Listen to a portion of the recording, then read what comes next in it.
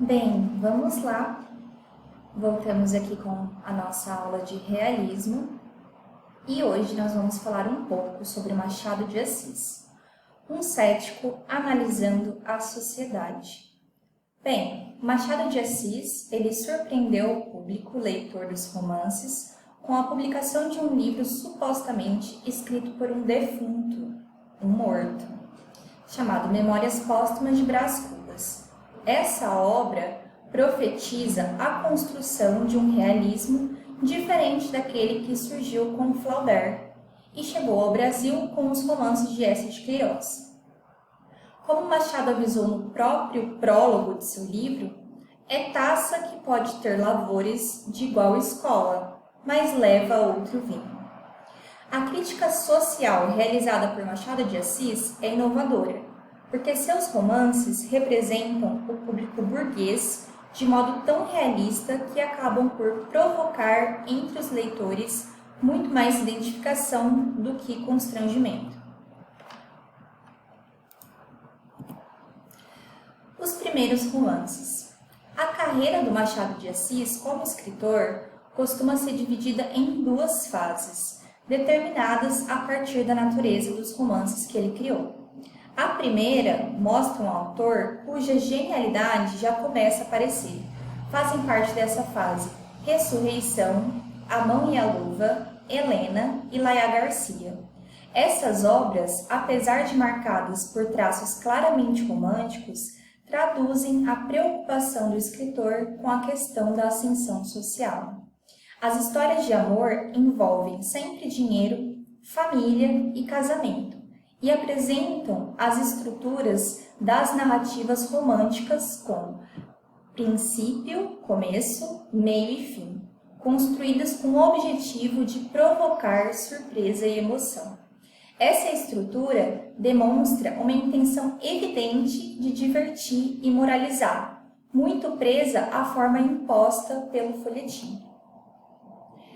Romances realistas, melancolia e sarcasmo. A obra da segunda fase machadiana é composta pelos romances Memórias Póstumas de Brás Cubas, Quincas Borbas, Dom Casmurro, Esaú e Jacó e Memorial de Aires. A trama de todos se desenvolve durante o segundo reinado no Brasil, tendo como cenário a cidade do Rio de Janeiro, que era a capital do Império.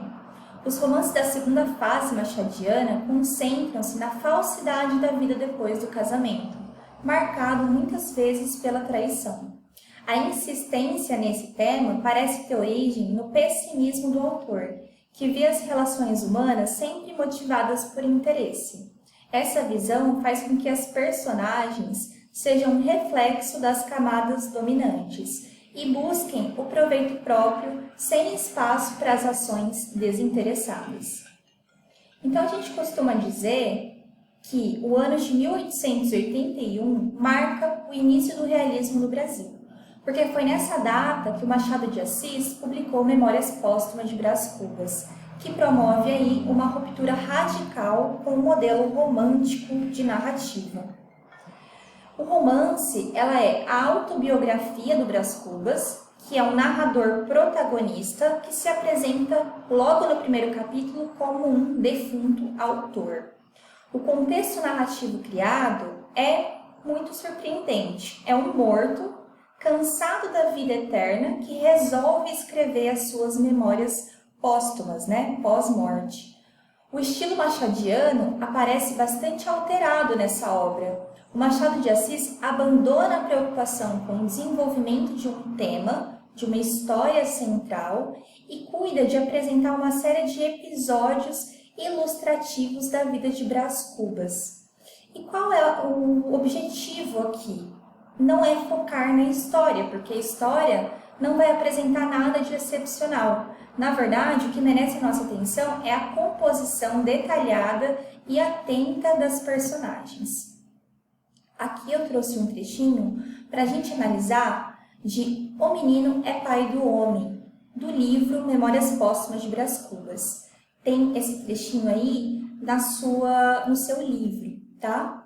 E ele fala: cresci, e é nisso que a família não interveio. Cresci naturalmente, como crescem as magnólias e os gatos. Talvez os gatos são menos matreiros, e com certeza as magnólias são menos inquietas do que eu era na minha infância.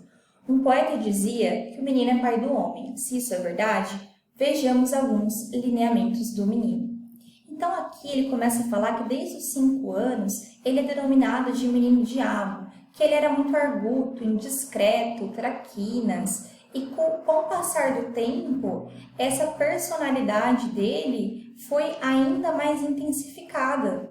Ao invés dele ter um amadurecimento com a idade, a questão familiar em que ele estava inserido propiciou que o caráter dele fosse formado de uma forma distorcida. Por isso, o menino é pai do homem.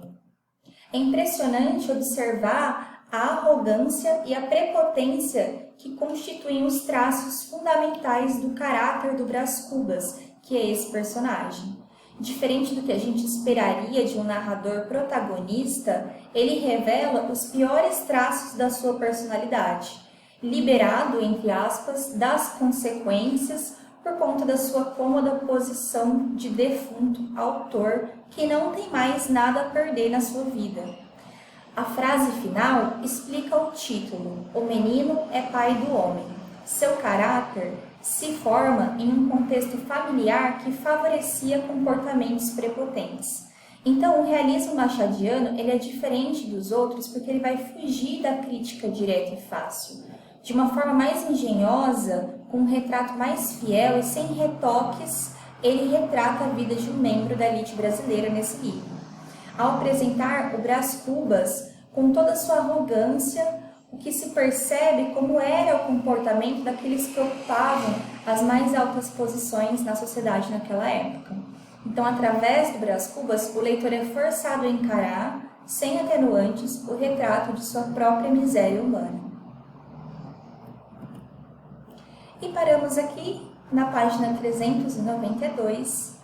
Em breve, iremos agora para o naturalismo. Você vai ver muitos aspectos parecidos com o momento literário do realismo, mas nós faremos uma breve pausa para fazer uma aula sobre o romance de 1930, para você poder entender melhor essas características. Tudo bem?